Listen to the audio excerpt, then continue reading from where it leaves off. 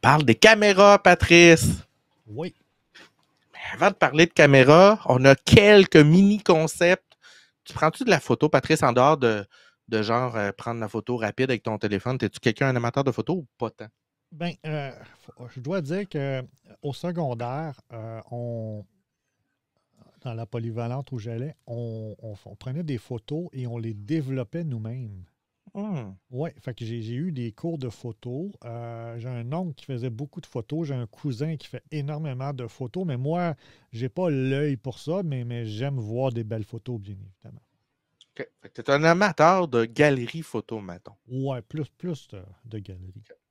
Quelques concepts. Il faut savoir que euh, on va parler de mégapixels aujourd'hui, de la course aux mégapixels et de tout ce qui fait qu'aujourd'hui, on est rendu avec 5 caméras sur un Galaxy S23.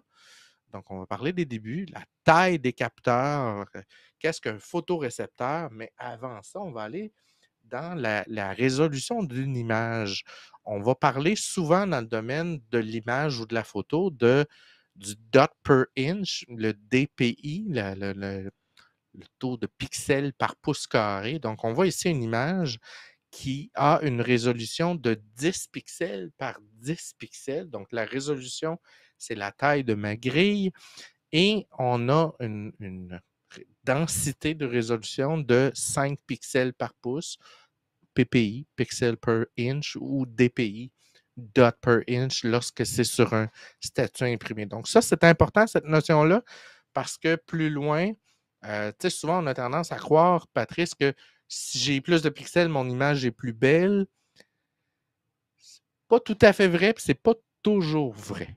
Non. Donc, quand on regarde ici, on a deux images qui ont exactement la même taille, donc 2,54 cm, ce qui est précisément un pouce.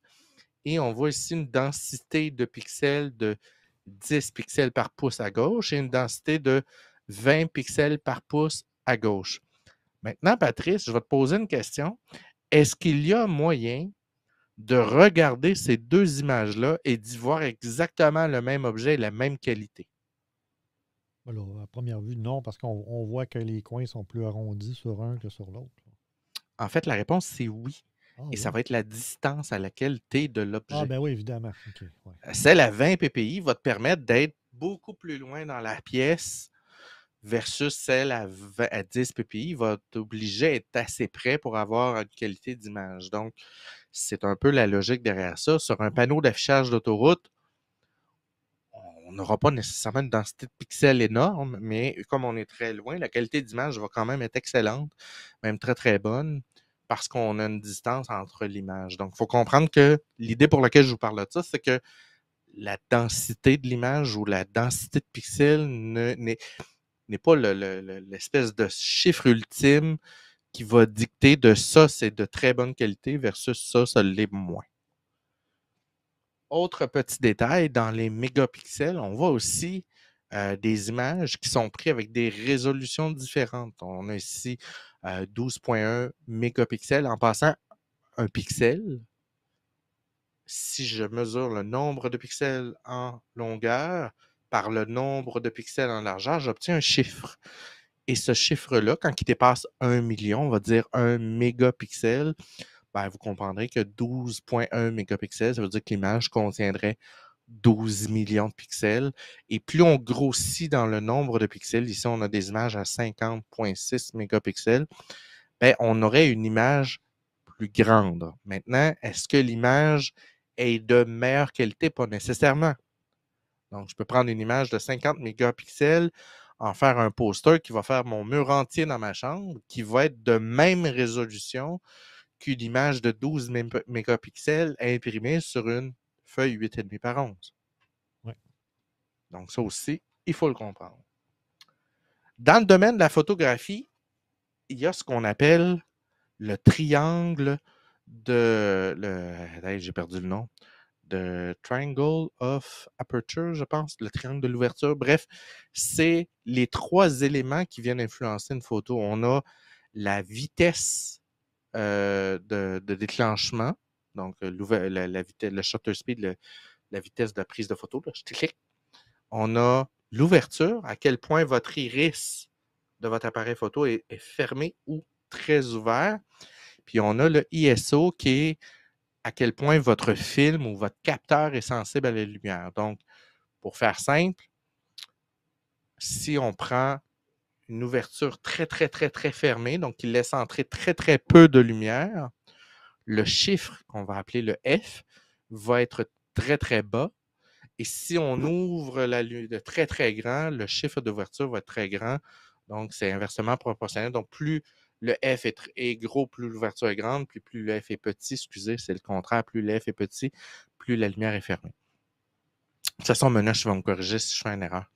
Donc, Oui. ISO, c'est la sensibilité à la lumière. Donc, un ISO de 100 va être très peu sensible à la lumière, puis un ISO de 65 000 va être hyper sensible non, en fait, c'est le contraire. ISO très sensible à la lumière, puis ISO 65 000 peu sensible, ce qui veut dire que si tu veux faire une photo en noirceur totale, ben, tu vas devoir prendre un ISO très élevé, Oui. mais ça a un problème, Patrice. Plus ton ISO est élevé, plus tu vas avoir de bruit dans ton image. Oui.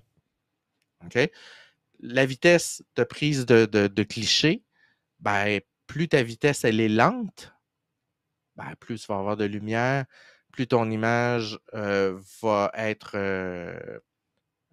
avoir des flous de mouvement. Donc, si tu vois une voiture se déplacer, puis que ta vitesse de prise de photo est plus lente que la vitesse de déplacement de ton objet, ben, tu vas avoir comme une espèce de flou en avant, et on appelle ça un flou directionnel.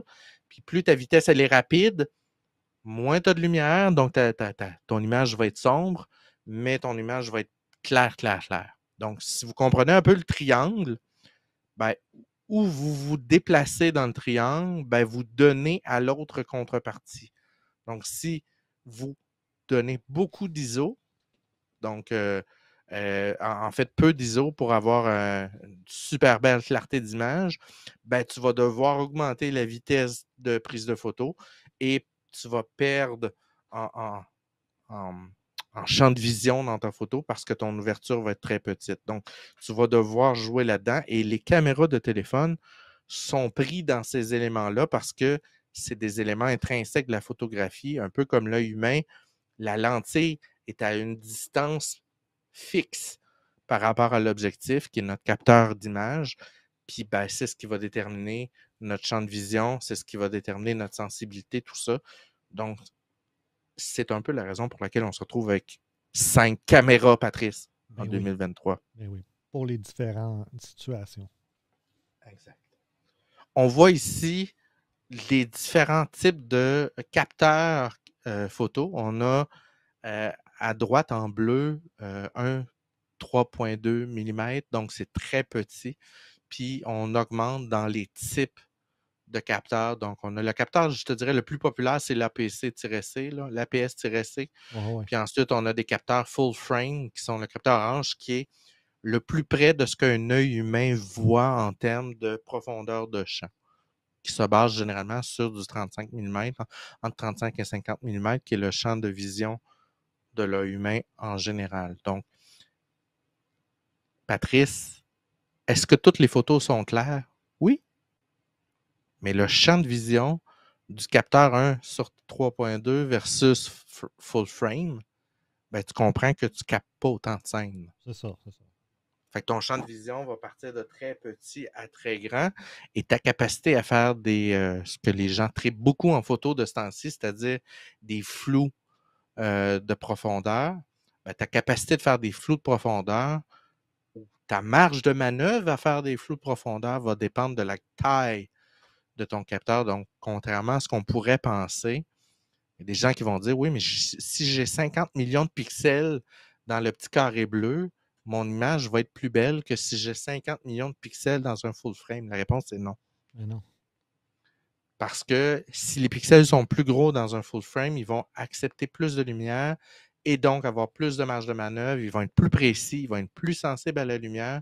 Donc, plus ton capteur est gros, meilleure normalement la qualité de l'image va être. Maintenant, Patrice, il y a des crosses dans le marché, tu le sais. Fait qu'il y a Ouais, des ouais. compagnies qui vont prendre des 4, 5, 6, 7 capteurs, puis ils vont faire un gros méga capteur. Ça n'augmente pas la qualité de manière naturelle et donc c'est pas efficace comme un full frame. Ouais. Voilà ce que je disais, Patrice, la différence entre les capteurs.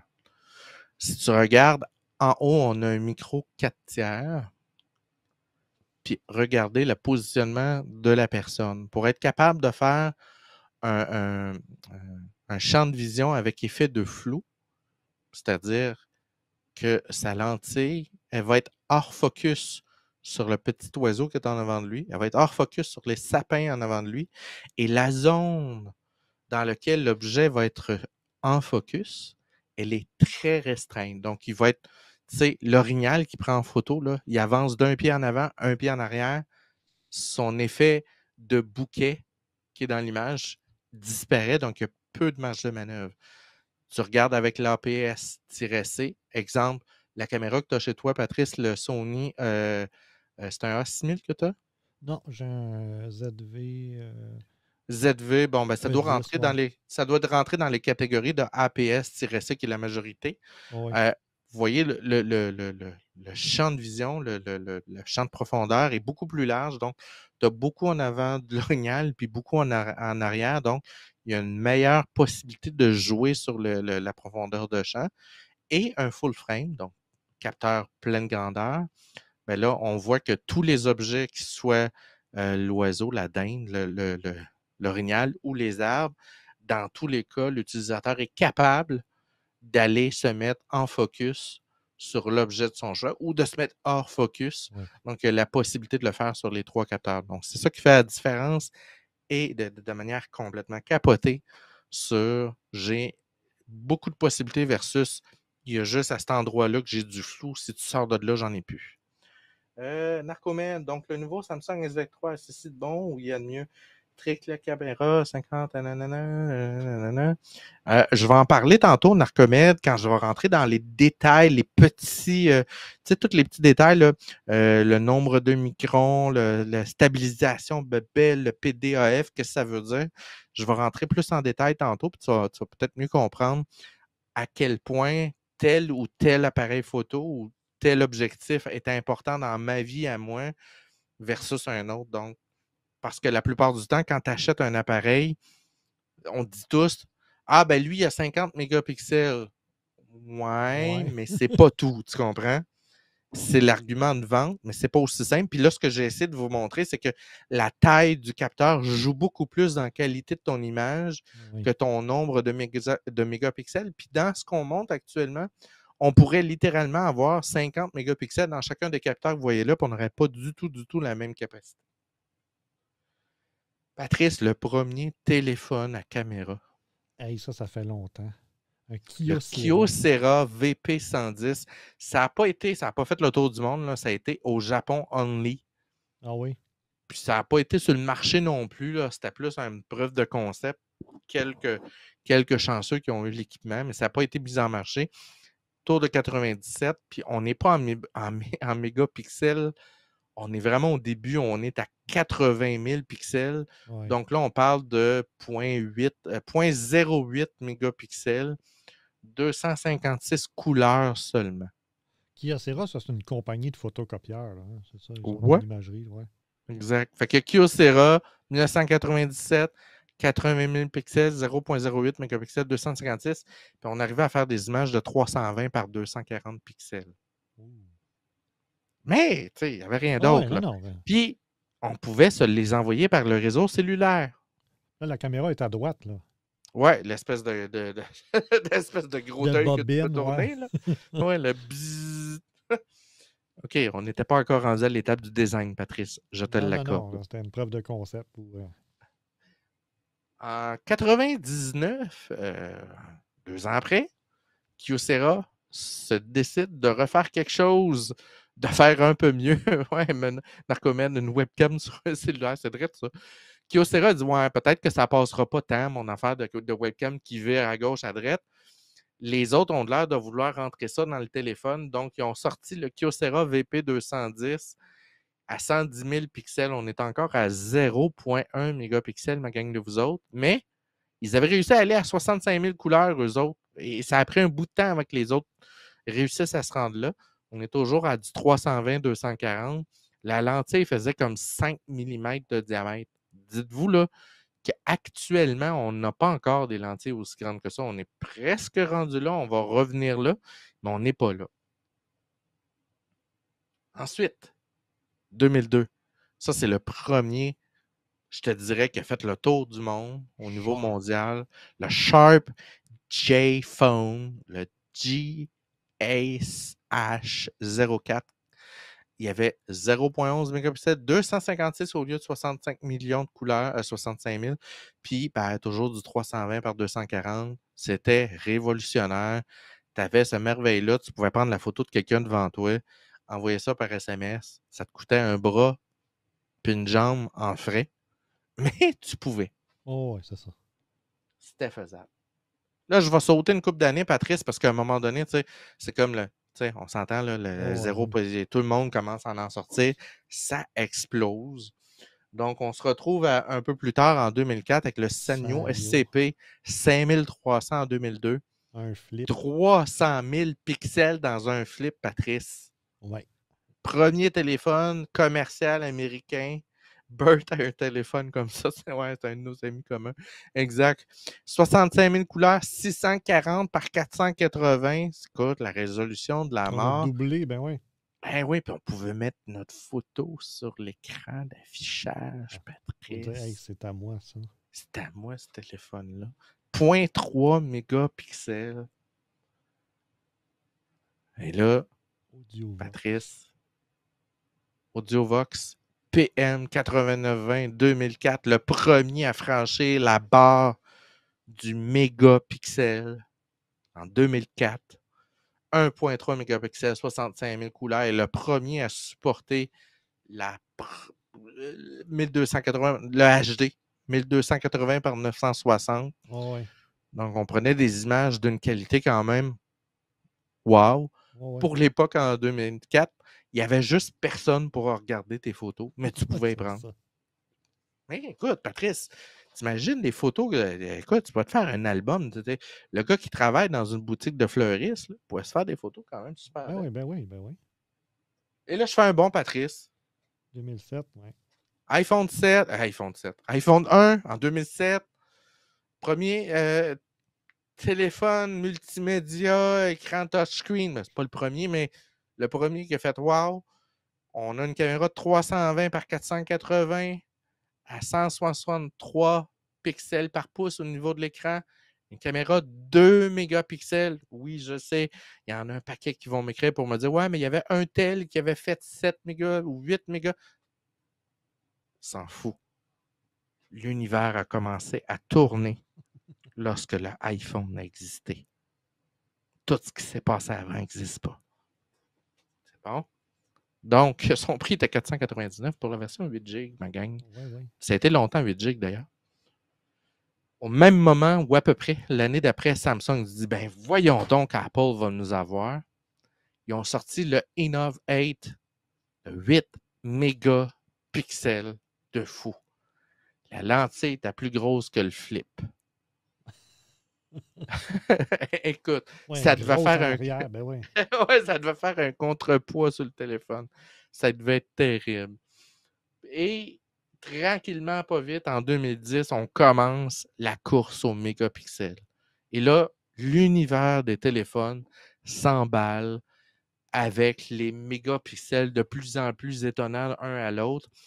Et on est encore pris, Patrice, dans cette espèce de course-là effrénée à il y a combien de mégapixels ton téléphone? Et là, tu dis, ben moi, juste 12 mégas. Puis là, on te regarde avec des gros yeux de ha, moi, c'est 50. Ouais, mais ça ne veut rien dire. Mais non, vous allez comprendre. Donc, le Nokia N8 en 2010 qui nous commence avec un flashant 12 mégapixels, le premier à offrir de la vidéo en 720p. Donc, on était capable de tourner des images vidéo en 720p. Tu tournais 5 minutes de vidéo, puis la mémoire du téléphone était jammée pour le reste de la vie. Il fallait que tu vides le téléphone. Mais, tu pouvais tourner en HD.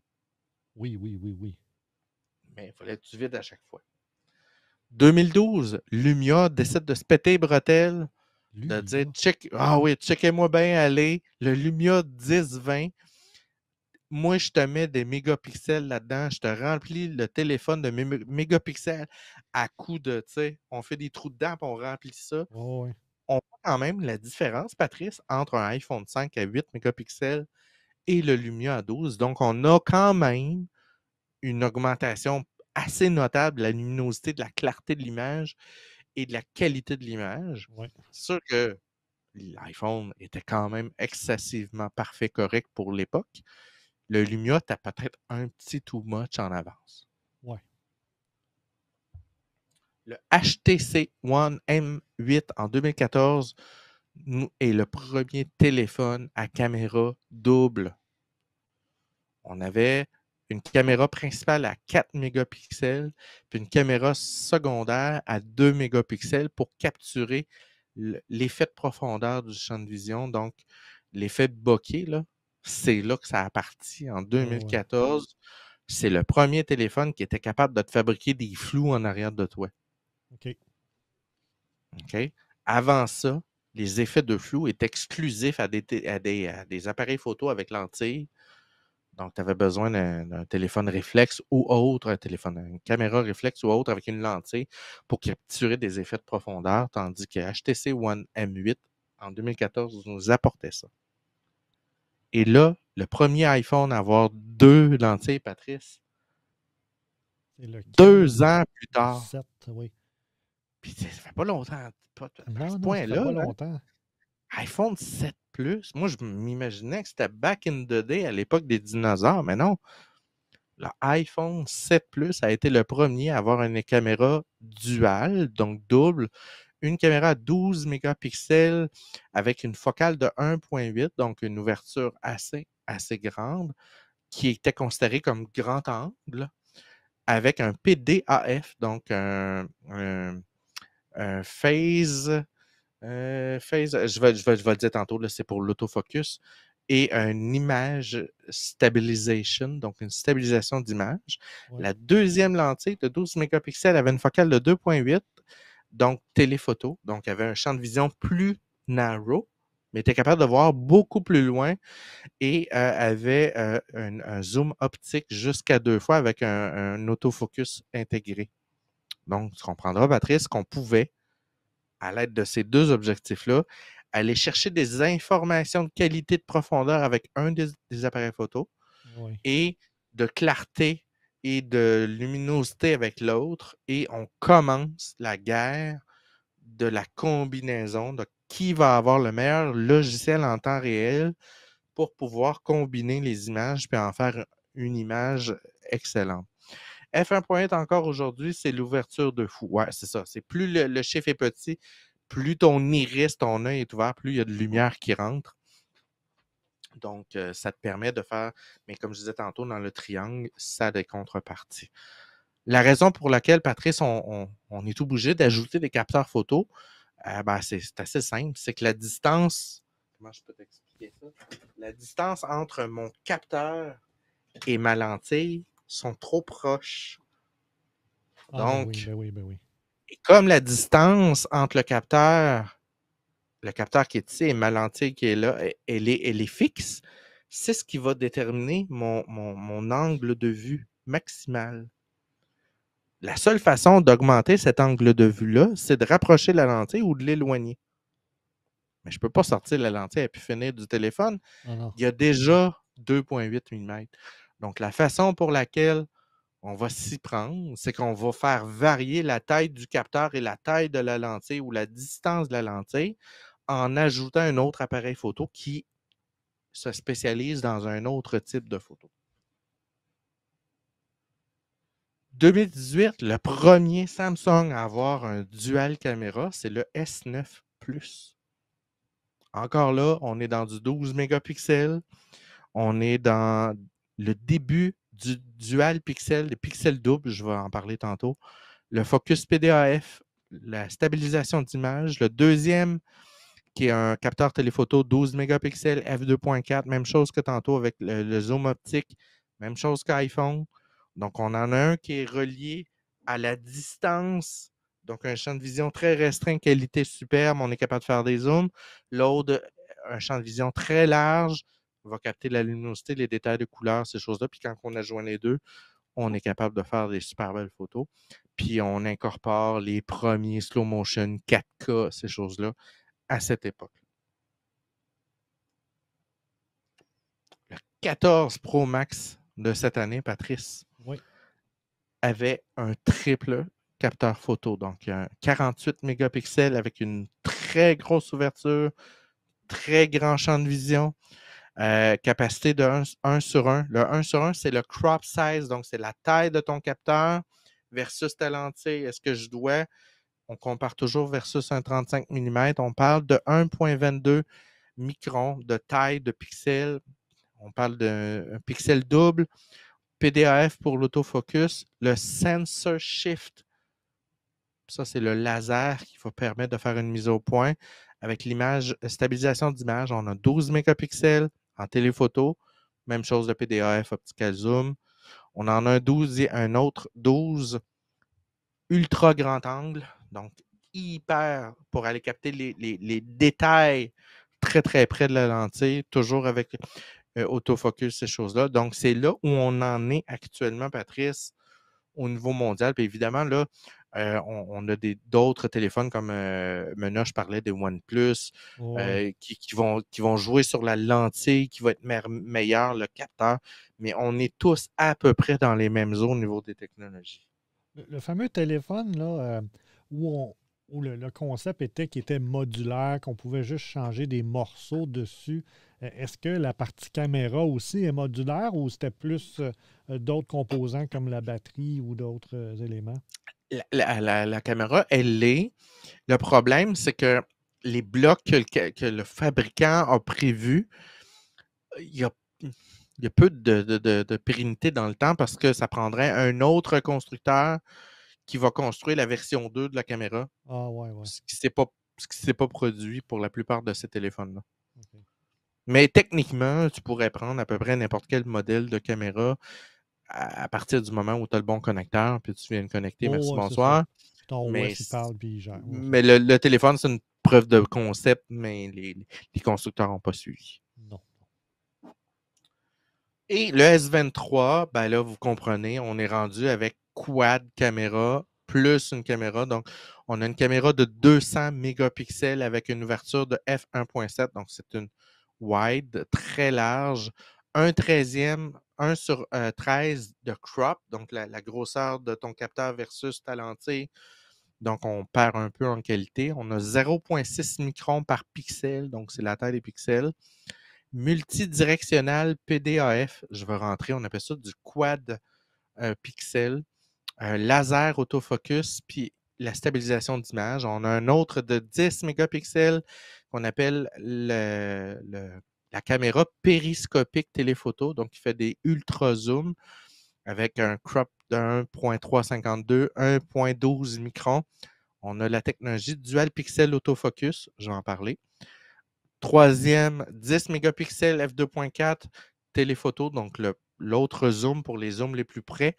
Dual photo, PDAF, stabilisation d'image, un zoom optique 3 fois. On a la caméra 12 mégapixels f2.2 qui est un peu entre les deux, ultra grand angle pour prendre des selfies, ces choses-là. Dual pixel, PDAF, super steady vidéo, donc stabilisation magnétique. Encore là, c'est une nouvelle technologie. C'est là où on en est avec le S23 actuellement. Donc, on est vraiment dans de la grosse technologie. L'iPhone 15, on parle, côté rumeur, de 4 capteurs photo. Je ne verrais pas faire autrement, d'être à 3 seulement. Ouais. Parce que là, on parle d'ajouter un objectif téléphoto qui est présentement absent sur l'iPhone parce qu'on ne fait que du zoom optique. Donc, si tu ajoutes un objectif téléphoto, ben, soit tu l'incorpores dans les 3 autres au détriment de ce qu'il faisait auparavant, ou tu en rajoutes un 4e. C'est quel modèle? Celui que je montrais à l'écran, c'est le Ultra. Parce qu'il y a 3 modèles. Tu as S23, S23 Plus, puis le Ultra. Maintenant, les détails que je voulais vous parler tantôt. Le Dual Pixel Autofocus, le DPAF. Alors, ce qu'on fait, c'est qu'on subdivise chacun des photorécepteurs d'un capteur a un pixel gauche et un pixel droit. Et chacun vont prendre une photo ou en tout cas un élément de luminosité indépendant. Et le logiciel en temps réel, Patrice, va comparer les courbes colorimétriques de chacun des pixels. Et s'ils sont différents, ça veut dire que l'image est hors focus. Donc, la lentille va s'ajuster en comparant avec le pixel de gauche et le pixel de droite. Et chaque pixel de la matrice va faire ça. Donc, Samsung a 100% de ses pixels qui sont en dual pixel. Il y a quelques années, la plupart des appareils avaient 30% des pixels qui avaient des dual Ouais, c'est ça. pixels. Là, on est rendu à du 100%. C'est une question aussi de gestion de batterie, là. Oui, parce que c'est énergivore, ce qu'on fait faire ça, parce que c'est du process et ça se fait en temps réel. Donc, Ouais, c'est moins rapide qu'un ajustement de lentille, mais c'est plus rapide pour la qualité de l'image. Donc, ça ouais, permet de faire tu sais, c'est comme tu give and take, là, tu prends d'un ou ouais. tu donnes dans l'autre sens.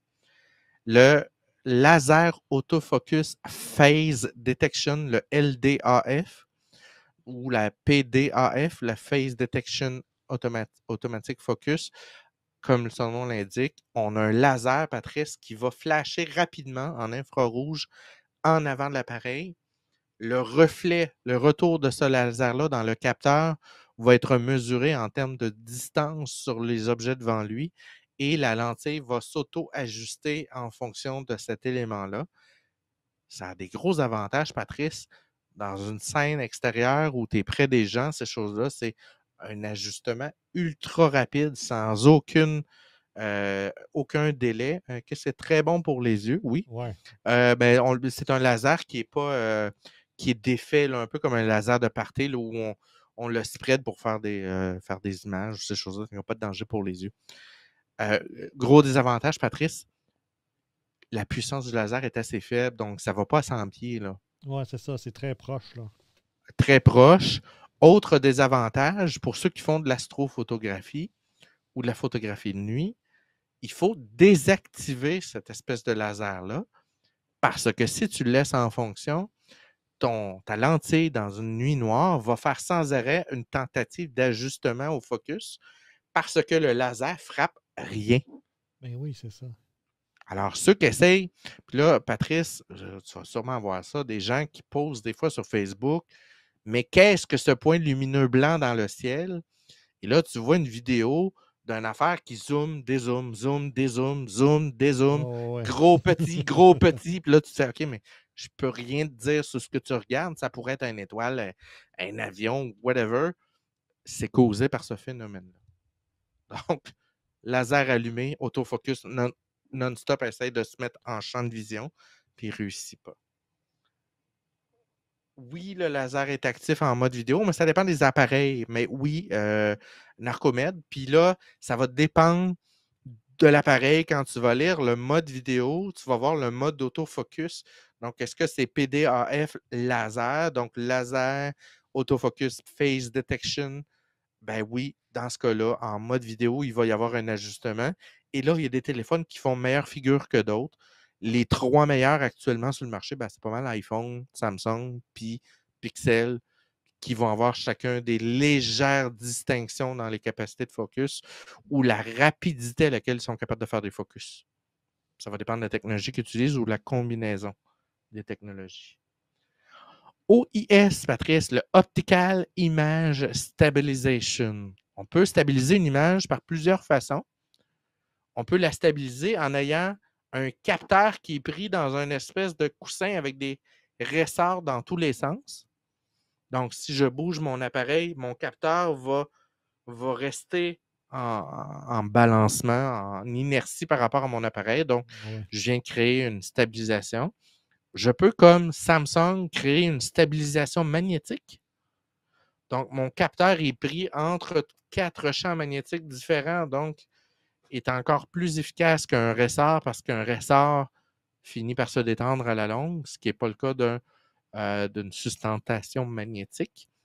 Mais ça comprend des désavantages. Il y a eu des problèmes l'an passé au S22 Ultra où le système de stabilisation pouvait avoir des problèmes si, je pense que c'était dans une voiture à force d'avoir des chocs, Ouais, ouais, ouais. après un certain temps, on se retrouvait avec des erreurs de stabilisation, puis ben, le téléphone est à tout fait pratique, puis bon, semble-t-il que Samsung a réglé le problème en mettant une solution logicielle qui permettait de réajuster la stabilisation pour éviter les effets des contre-chocs, là.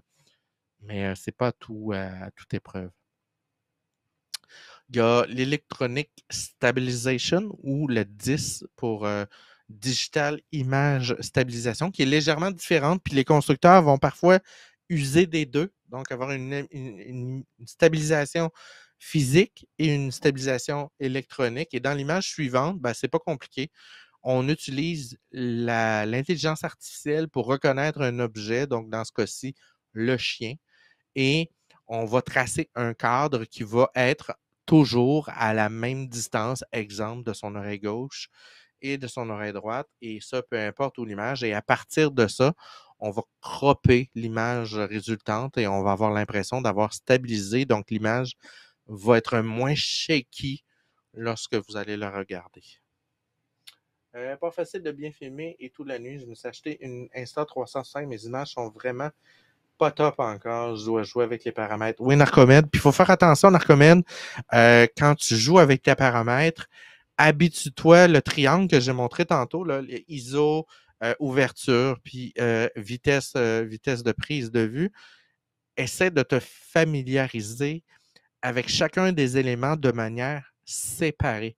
Donc, quand tu as le temps, là, tu t'en vas dehors avec une même luminosité contrôlée, là, et là, tu joues avec un élément, le ISO seulement, et tu ne joues qu'avec ça jusqu'à ce que, de manière intuitive, tu comprennes que tel ISO donne tel résultat avec tel type de luminosité. Et après ça, tu joues avec un autre élément, la vitesse de prise de vue. Tu ne joues qu'avec ça, toujours avec la même luminosité, puis tu regardes les différences. Et quand tu auras pris les trois concepts de manière séparée, tu vas pouvoir commencer à jouer avec un ou l'autre. Je vais te donner un exemple. Tu te retrouves dans une situation de basse luminosité. Tu te dis, OK, si je mets un ISO plus élevé, je vais retrouver la luminosité que je recherche. Je veux que mon mur soit plus jaune et qu'il soit plus vivant, mais je sais que je vais augmenter mon bruit et c'est pas ça ce que je veux. Je veux que mon image va rester claire. Donc, si je vais jouer en contrepartie avec mon ouverture, je vais retrouver ma clarté. Par contre, je dois n'avoir aucun mouvement dans mon image parce qu'à la seconde où j'ai un mouvement, j'ai un flou. Ouais, c'est Et ça. cette Ouais. photo-là, je peux la faire parce que c'est fixe et ça ne bouge pas. Et tu vas finir par comprendre ces concepts-là de manière totalement intuitive, puis tu vas jongler avec un et l'autre de manière normale. Je faisais tout en même temps comme un newbie. Non, tu peux rien.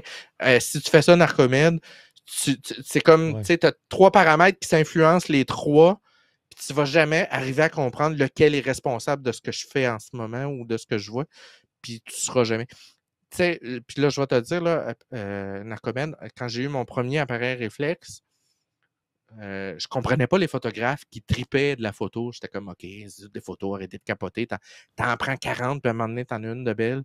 Non, non, non, non. Non, non. Non, non, c'est pas ça, là. Le trip de la photo, c'est de regarder dans ton affaire, là. Puis là, tu vois quelque chose qui n'a pas du tout rapport avec ce que tu vois dans ton affaire. Ton cerveau imagine ce que tu aimerais voir. Donc, tu te dis, OK, je vois ça, mais c'est pas ça que je veux, moi. Je veux que ça soit plus clair. Je veux que le soleil pète comme un fou en orange dans l'image. Je veux que le gazon soit vert artificiel. Bien là, tu es en train de composer une image dans ta tête et tu sais quel ingrédient aller jouer dans ton appareil photo pour que quand tu vas regarder et tu fais clic, la photo elle sort comme tu l'as imaginé. Et Merci, ça, quand tu arrives à ça, Patrice, wow. merci Narcomed. Hey, nos premiers 100 bits, c'est très gentil. Ben voyons Comment donc, on dire? va avoir 100 bits. Nos Ben premiers oui. 100 bits. Ben oui. Wouh! T'écoutes, tu capotes. Mais c'est ça, Narcomède. Fait que c'est dans la photo, c'est vraiment comprendre chacun des concepts de manière séparée, puis après ça, tu les appliques tranquillement. Pas de problème, on descend la température du capteur à -30 et on utilise des capteurs Sony. Oui, tu as d'autres façons aussi d'y aller, mais soit dit en passant, ne prenez pas les conseils de Menoche tout de suite. Menoche est rendu à l'université. Commencez d'abord par le primaire, ma gang de vous autres. OK? Et c'est tout, Patrice, pour ma présentation sur l'histoire des capteurs photo et leur utilisation dans nos jours.